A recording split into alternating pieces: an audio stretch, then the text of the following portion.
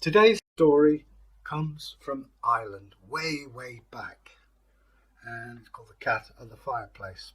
Now, I don't know if you notice, but whenever there's a warm fire, there's a pussycat nearby. Why is that? Well, it's quite simple, really. Here's a story to explain it for you. Back in the old days, many years ago, there was a farmer who had a cat and a dog. Nothing odd in that, you might say. Quite right. But the dog had to stay out in all weathers, and believe you me, it rains a lot and gets a bit chilly in Ireland at times. The dog shook himself, getting rid of some of the damp.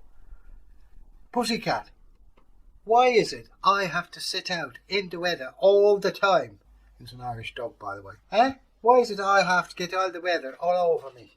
And you sit there with your fur and your eyes and your whiskers, and there you are, steaming away in front of the old fire. It's not right. Ah, give over, said the cat. What's the matter with you? Always moaning and moaning. I catch the mice to come in here, and what do? Eat up the bones and the meat and everything else. I contribute to the household. I've got a right to sit by the fire. You haven't. Meanwhile, the farmer had heard this. Quite apart from the fact that there was a dog and a cat talking to each other and he could understand it, he didn't really, And he says, come here you. The cat and the dog sat there. What is it now? Right, I've been hearing you people making all the noise. The house can't sleep because of the row you're making. There's only one way to settle this. Oh really? What's that? Said the cat. Yeah, I'd like to know too, said the dog. Simple. You see that hill over there? Yes. Right, I want you both to start there, and the first one back through the forest will end up having the right of sitting by the fire. And then after that, I don't want to hear no more about it. Do you get it? All right, sure, I understand. So it was. The farmer had set the rules. The cat stretched to get the tendons going, the dog getting its neck sorted. And the farmer, on your marks, get yourself set. Go on now. And off they sped. Now the cat could move quickly, the dog could move quickly, and the farmer just ambled back. He'd made it home anyway, it wasn't that big a deal for him. Meanwhile, the dog was scampering along, and he was in front of the cat. No messing. Soon be home in front of that nice warm fire. And the cat's running as fast as she can. Oh dear, I'm tired, so I am, but I'll still keep going. And on they went, and they came to the wood. Now, it so happened that this wood, there's all kinds of things that you avoid. Quite apart from things like foxes, wolves, bears and all this kind of stuff. There were vagabonds, bandits, not nice people. There were people who were just down on the lock and needed to forage in the forest. The dog scampered along, and there was a gentleman of the road, a tramp, a hobo, a down and out, call him what you will. And he had a stick with him, and he saw this dog and thought, holy mother to God, this thing's going to bite me. Raised a stick. The dog thought, hello, what's wrong with you? And the man made to hit the dog. The dog growled and showed his teeth.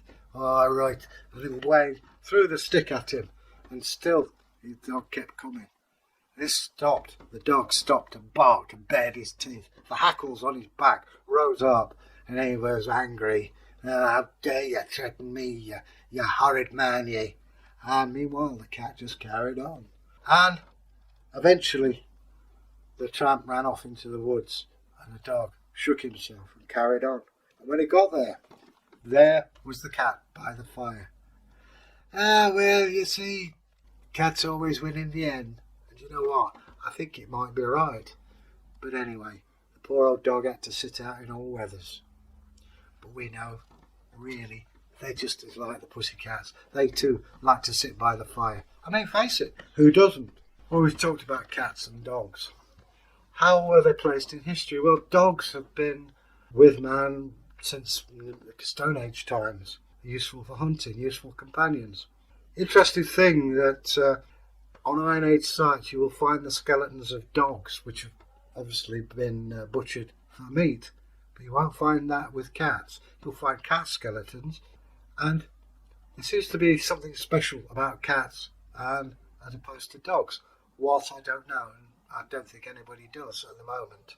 So we go forward, and there is a strange relation between animals. If we go through to 12th century, cats were persecuted.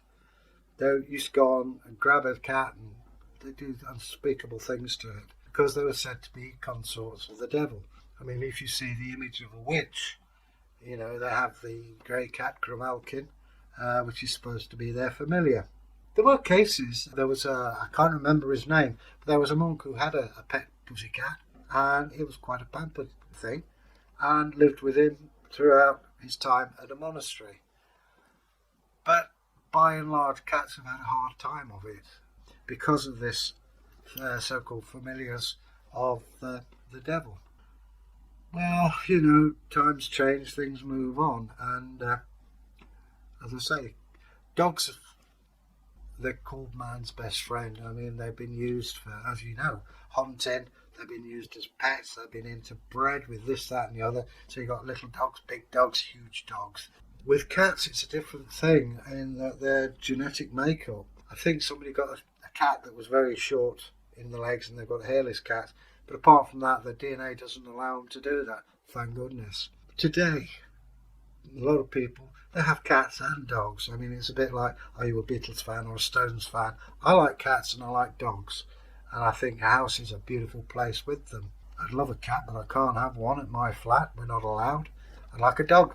Can't have one. Not allowed.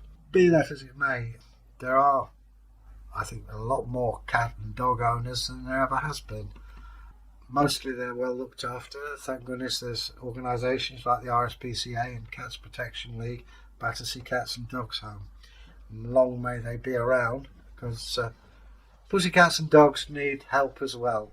And people can do the wrong thing thinking they're doing the right thing. And if you've got a cat or a dog, take care of it. If you've got any problems, see these organisations, because, for instance, dogs should not eat chocolate. Yeah? Learn to look at the right signs when you're dealing with a cat, and it helps you to enjoy them more, and they will enjoy your company more. So anyway, that's my bit about cats and dogs, and let's hope that they carry on in the way they are. So take care. Bye.